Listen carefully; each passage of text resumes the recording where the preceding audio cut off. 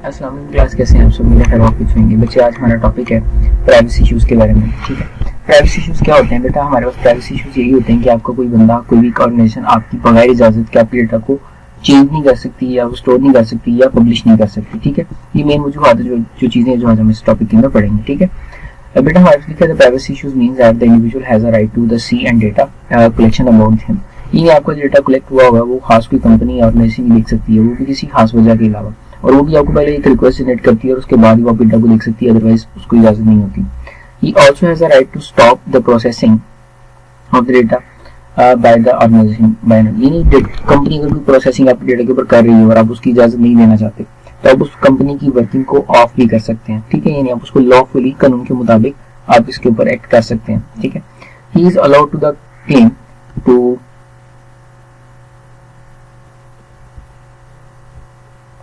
just a moment.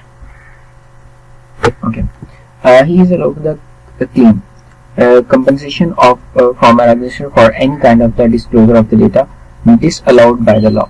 इन बेटा आप कानून के मुताबिक उसको मना कर सकते हैं कि भाई आप इस डेटा को शेयर नहीं करेंगे। ठीक है, no worker organization is allowed to disclose the data using the collection by the organization, यानी किसी एम्प्लॉय को भी ये इजाजत नहीं होती किसी ऑर्गेनाइजेशन की कि वो आपके डेटा को डिस्क्लोज करे। ठीक है, यानी कोई बंदा किसी भी ऑर्गेनाइजेशन में रहते हुए जहां डेटा आपका रखा हुआ है वो उसे डिस्क्लोज नहीं कर सकता विदाउट योर परमिशन। ठीक है, using data of this office organization without permission is a crime, यानी अगर कोई बंदा बगैर इजाजत के आपके डेटा को शेयर कर ही देता है तो वो एक क्राइम होगा। ठीक है, यानी वो एक जुर्म है जो कि गैर कानूनी काम है। ठीक है, the Data Protection Act minimizes the issues misuse of the personal information to provide and protection against the such crime, यानी जो हमारे पास एक्ट है, प्रोटेक्शन एक्ट है, बेसिकली वो काम ही ये करता है कि वो आपके डेटा को महफूज रखता है। ठीक है, इस क्राइम को कम करने की कोशिश करता है या कम करता है या रोक देता है। ठीक है, an organization must only collect the data that is very necessary for its work, it should not collect unnecessary data. कि बेटा डेटा सिर्फ तभी कलेक्ट किया जाएगा जबकि वो बहुत ज्यादा जरूरी है। ठीक है, और कोई भी ऐसा डेटा आपसे नहीं लिया जा सकता या पूछा जा सकता जो कि वो जरूरी ना हो। ठीक है, ओके, नेक्स्ट हमारे पास इंश्योरिंग प्राइवेसी, यानी हम किस तरह से प्राइवेसी अप्लाई करते हैं। An organization is responsible for keeping data is updated, कि जो कंपनी आपसे डेटा ले रही है वो मोस्ट अपडेटेड होना चाहिए। ठीक है, यानी डेटा अपडेट होगा तभी तो वो काम करेगा, अगर अपडेट नहीं है तो वो किसी काम का नहीं होगा। ठीक है, the organization should keep data to for a specified period of time, यानी एक खास टाइम होता है, उस टाइम तक हम उस डेटा को होल्ड करके रख सकते हैं। जैसे कॉलेजेस के अंदर डेटा है तो वो जो आपका तमाम डेटा है, मास रजिस्ट्रेशन नंबर या आपकी छोटी मोटी इन्फॉर्मेशन के अलावा आपका डेटा सिर्फ 2 साल तक, यानी फर्स्ट ईयर सेकंड जब तक आप यहाँ पे हैं तब तक आपका डेटा सेव किया जाएगा। उसके बाद कॉलेज या जो भी अथॉरिटी है उसको रिमूव कर देगी। ठीक है, डेटा अपने पास से रिमूव कर देगी, हमारे पास उसके राइट्स नहीं है रखने के। ठीक है, होते भी नहीं है। नेक्स्ट हमारे पास the right to submit subject can not be violate at any point during data processing, कि भाई हम किसी भी पॉइंट के ऊपर जाके डेटा को वायलेट नहीं करवा सकते। ठीक है, मीन डेटा प्रोसेसिंग के दौरान उसको वायलेट नहीं कर सकते। इसके अंदर the organization is responsible for all kind of security of data, यानी डेटा की जितनी भी सिक्योरिटी की जिम्मेदारी है वो तमाम तर ऑर्गेनाइजेशन की होती है जो डेटा कलेक्ट कर रही है। ठीक है, ओके, ये बेटा हमारे पास जो प्राइवेसी इश्यूज थे, और ये जो आपकी सिर्फ इंश्योरिंग प्राइवेसी है, बस आपने ये याद करना है सही से। बाकी इश्यूज के बारे में आपको छोटी मोटी डेफिनेशन या छोटी मोटी एक्सप्लेनेशन आपको आती होनी चाहिए पेपर के पॉइंट ऑफ व्यू से। ठीक है, अब हम बढ़ते हैं what is the purpose of data protection legislation, यानी कवानीन के मुताबिक क्या है ये हमारे पास डेटा प्रोटेक्शन ये देखेंगे, और इसके जो रूल्स हैं वो भी देखते हैं। ठीक है, अब हम देखते हैं purpose of data protection legislation, यानी इसके जो कानूनी जो पर्पस है वो क्या है। Data protection define the law that ensure the protection, यानी ये कानून है जिसके मुताबिक अपनी डेटा को प्रोटेक्ट किया जाता है। बहुत सारी कंट्रीज के अंदर डिफाइन द प्रोटेक्शन लेजिस्लेशन, यानी बहुत सारी कंपनीज के अंदर बहुत सारी कंट्रीज के अंदर जो ये कानून है बना दिए गए हैं। ठीक है, और जो एडवांस हमारे पास जो वेस्टर्न कंट्रीज हैं वो इन्फोर्स दिस लॉ प्रॉपर्ली, और वो इन्फोर्स करती हैं कि इन लॉज को आपने मानना है। ठीक है, the data protection legislation in the different countries is based on some basic principle. अब कुछ हमारे पास वो जिसकी बुनियाद के ऊपर जो है ये लीगल कानून जो है वो बनाए जाते हैं। ठीक है, सबसे पहले देखते हैं कुछ एक्ट है वो देखते हैं। इसके अंदर principle of data protection act है हमारे पास, ये रहा यहाँ पर। पहला, the purpose of keeping personal data must be clear defined by the organization to be obtain that obtain to be data, कि बेटा जो ऑर्गेनाइजेशन आपसे डेटा को स्टोर कर रही है वो क्यों ले रही है आपसे, उस क्यों का जवाब उस कंपनी को देना चाहिए, ठीक है, वो देती नहीं है। The individual about whom data is collected must be inform about the identity of organization और इंडिविजुअल एट कलेक्ट, कि बेटा वो जो कंपनी आपसे डेटा कलेक्ट कर रही है वो भी आपको बताए कि हम क्या हैं और कौन है और क्यों आपका डेटा कलेक्ट कर रहे हैं, ठीक है। ये अपने बारे में वो कुछ एक्सप्लेनेशन दे, ये नहीं कोई रैंडम बंदा आपसे आपकी इन्फॉर्मेशन या रैंडम कोई कंपनी आपसे आपका डेटा नहीं पूछ सकती, ये कानून है हमारा, इवन की कोई भी नहीं कर रहा हूँ मैं। अब हम करते हैं briefly explain the some important privacy acts. अब हम प्राइवेसी एक्ट्स के बारे में कुछ बात करते हैं।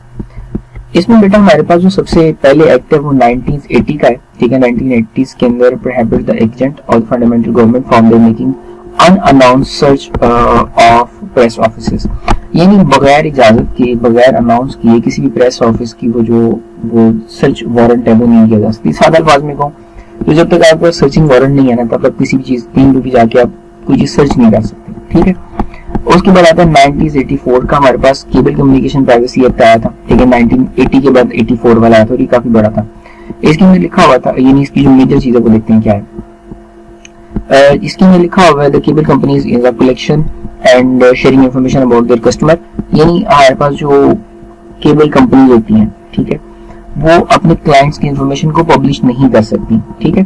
फॉर एग्जाम्पल हम छोटी सी एग्जाम्पल देता हूँ। बेटा हम लोग इंटरनेट यूज करते हैं, ठीक है, और इंटरनेट के ऊपर हम जो कुछ भी देते हैं उसकी तमाम तरह की हिस्ट्री सेव होती है, ठीक है। हम अपने पास अगर हिस्ट्री रीड कर भी देना तब भी इसका एक रिकॉर्ड गूगल वालों के पास रहता है, और गूगल से पहले उस कंपनी के पास वो रिकॉर्ड रहता है जिससे हमने इंटरनेट लिया होता है। उस कंपनी को कतई इजाजत नहीं है कि वो आपकी उस हिस्ट्री को या फिर आपकी वो पर्सनल डेटा को जो आप कर रहे हैं वहां पर उसको शेयर करे, ऐसी कोई इजाजत नहीं है हमको, ठीक है।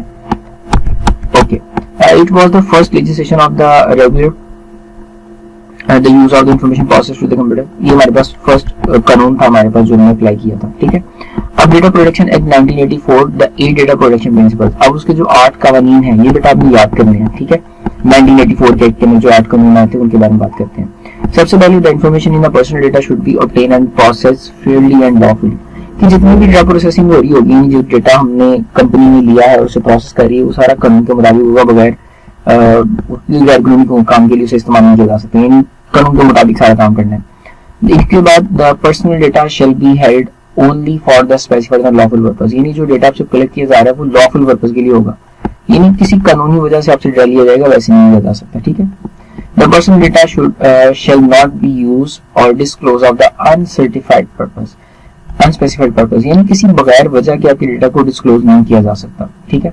The personal data shall be adequate and relevant the specified purpose, कि बेटा जो आपका डेटा कलेक्ट किया जा रहा है वो उसी मकसद के लिए, जिस मकसद के लिए लिया जा रहा है, जैसे फॉर एग्जाम्पल आपसे डेटा आपके एडमिशन के लिए लिया जाता है या आपसे कोई फॉर्म वगैरह की कॉपी या जो भी आपसे डेटा लिया जाएगा वो किसी खास वजह के लिए आपसे डेटा लिया जा रहा है, बगैर वजह के डेटा कलेक्ट नहीं किया जा सकता, ठीक है। The personal data shall be accurate and must be keep up to date, कि बेटा जो डेटा इकट्ठा किया जा रहा है वो अप टू डेट होना चाहिए, ठीक है। The personal data shall not be kept for the longer this necessary for the purpose, यानी जैसे उस डेटा की जरूरत खत्म होगी तो हम उसको डिस्क्लोज यानी उसे रिमूव कर देना जरूरी है, यानी उस डेटा को अपने पास नहीं रख सकते, ठीक है। An individual shall have the right to be inform about their personal data without undue delay, it shall also be inter the access of correct the insured data. बेटा इसके अंदर क्या है कि हमारे पास राइट्स होते हैं एक पर्सनल डेटा के पास, यानी बगैर परमिशन के कोई बंदा उस डेटा को एक्सेस नहीं कर सकता आपके डेटा को और उसे चेंज भी नहीं कर सकता, ठीक है, रिमूव नहीं कर सकता, एक्सेस कर भी ले तो उसे रिमूव नहीं कर सकता, ठीक है। अब security measures shall be take against the unauthorized access, यानी अनऑथराइज्ड जो अनऑथराइज्ड एक्सेस होती है उसके अगेंस्ट उनसे वो एक्शन लिए जाएंगे, ठीक है। Alternative disclosure accidental loss and distribution of the personal data, और ये तमाम तरह चीजें इसके अंदर शामिल है कि ना तो वो उसको डेटा को चेंज कर सके, ना ही उसे डिस्क्लोज कर सके, ना ही उसे एक्सीडेंटल लॉस हो, इन सब चीजों से बचा के रखना भी हमारे पास 1984 के एक्ट के अंदर शामिल था, ठीक है।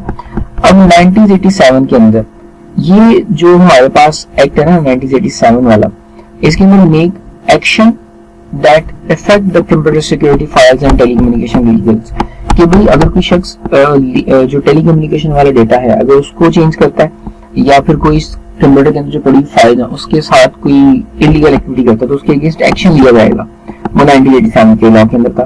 फिर 1988 आया वीडियो प्राइवेसी एक्ट, ठीक है। ये प्रिवेंट करता है कि आप किसी भी बंदे की कोई बगैर इजाजत के उसकी वीडियो को डिस्क्लोज नहीं कर सकते, ठीक है। फिर मैचिंग प्राइवेसी प्रोटेक्शन एक्ट है हमारे पास। मैचिंग प्राइवेसी एक्ट ये है prevent there government for their comparing the certain record of the file और मैच, कि बगैर इजाजत के वो आपकी डेटा को मैच भी नहीं कर सकते किसी और के साथ, ठीक है। ये कुछ एक्ट था हमारे पास। फिर 1999 का एक्ट आ गया हमारे पास, the computer misuse act may prevent the ensure the computer material against their unauthorized access to modified and was passed to delay the problem hacking seriously। कि बेटा इसके अंदर हमें बताया गया था कि 1990 के अंदर कोई बंदा आपके डेटा को अनऑथराइजली एक्सेस नहीं कर सकता, उसको मॉडिफाई नहीं कर सकता और कोई चेंज क्रिएट नहीं कर सकता, इवन कि उसे इलीगली यूज नहीं कर सकता, यानी इलीगल पर्पस के लिए यूज नहीं कर सकता, ठीक है। ये तमाम चीजें और इसके अगेंस्ट जो पनिशमेंट्स थी वो भी रखी हुई थी, ठीक है। ओके, ये सारी चीजें यहाँ पे, यानी अनऑथराइज्ड एक्सेस नहीं है, इलीगल ऑफेंस में नहीं यूज किया जा सकता, मटेरियल आपका मॉडिफाई नहीं किया जा सकता, ठीक है। फिर 1998 का हमारे पास आ गया था एक, ठीक है। इसके बारे में देखते हैं इसमें ये क्या है। 1998 act protection act came into the force earlier is 1999। It is much broader in the scope of 1984, यानी 84 का जो एक्ट था उससे ज्यादा वास्ट था, ज्यादा बड़ा था, ठीक है। और इसके अंदर जो लॉज थे, रूल्स थे, कवानीन थे, वो अपडेटेड थे 1998 के एक्ट के अंदर बनिस्बत 1984 के एक्ट के, ठीक है। इसके अंदर हमारे पास कंप्यूटराइज पर्सनल डेटा, यानी जो डेटा है वो कंप्यूटराइज हमारे पास स्टोर किया जा रहा था। इसके बाद personal data held in structure manual files के जो डेटा रखा जाएगा वो खास स्ट्रक्चर के अंदर रखा जाएगा, ठीक है। ये कुछ एक्ट के अंदर इस चीजें थी उसमें।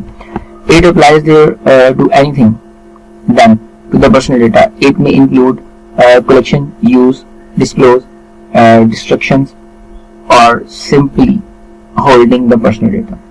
ये बेटा हमारे पास छोटी छोटी चीजें हैं जो कि उस एक्ट के अंदर एक्सप्लेन की गई थी, ठीक है। और ये चीजें जो थी ना हमारे पास कलेक्शन करने वाली, अप्लाई करने वाली, डिस्क्लोज करने वाली, ये 1998 के एक्ट के अंदर अप्लाई कर दी गई थी, ठीक है। अब हमारे पास एक टॉपिक आता है, ये एक शॉर्ट क्वेश्चन की तरह ही है हमारे पास और इम्पोर्टेंट भी है, ठीक है। कॉपीराइट एक्ट, ठीक है। ये हमारे पास एक पर्सनल लॉ है, प्रिंसिपल है, principle law that governs the software privacy. ये सॉफ्टवेयर प्राइवेसी के लिए बनाया गया था। इसके अंदर सम अनाउंसमेंट, इसमें मेरा जो पेज है थोड़ा सा कट हुआ है यहाँ पे, कोई बात नहीं।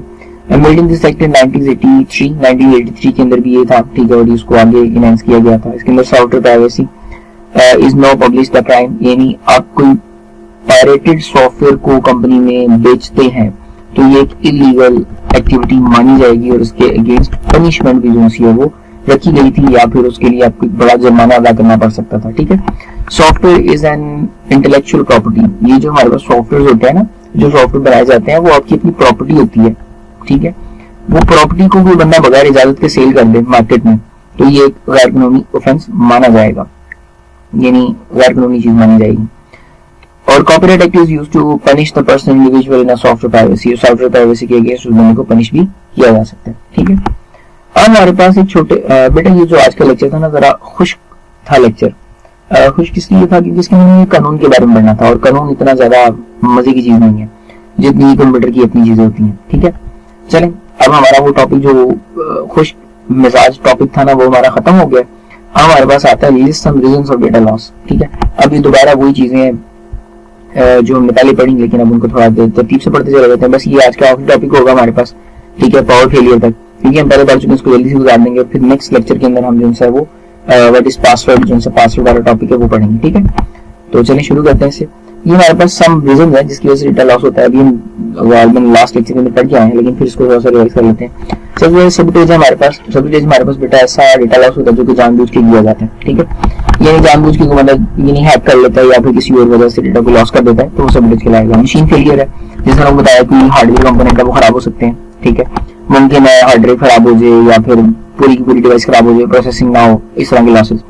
सॉफ्टवेयर एरर, मुमकिन है जो सॉफ्टवेयर से डेटा को जनरेट कर रहे हैं या ट्रांसफर कर रहे हैं वो सॉफ्टवेयर फेल हो जाए, टेक्निकल एरर आ जाए उसके अंदर कोई, ठीक है। ह्यूमन एरर है, कोई बंदा काम कर रहा है वो ज्यादा एक्सपर्ट नहीं है तो वो डेटा लॉस कर दे गलती से, ठीक है, तो ऐसा मुमकिन है। पावर फेलियर, यानी आप काम कर रहे थे अचानक से पावर ऑफ हो गई और जो डेटा था वो हमारा लॉस हो गई, तो ये वजूहत है हमारे पास डेटा लॉस होने की, ठीक है। अब बेटा हमारे पास आता है व्हाट इज पासवर्ड। पासवर्ड क्या होते हैं इंशाल्लाह ये नेक्स्ट लेक्चर में ना हम इस चैप्टर को क्लोज कर देंगे, खत्म कर देंगे, ठीक है, और हम इसे पासवर्ड से इंशाल्लाह शुरू करेंगे। अस्सलाम वालेकुम, फिर मिलते हैं नेक्स्ट टॉपिक के अंदर नई मोटिवेशन के साथ, यानी नए जज्बे के साथ। अस्सलाम वालेकुम।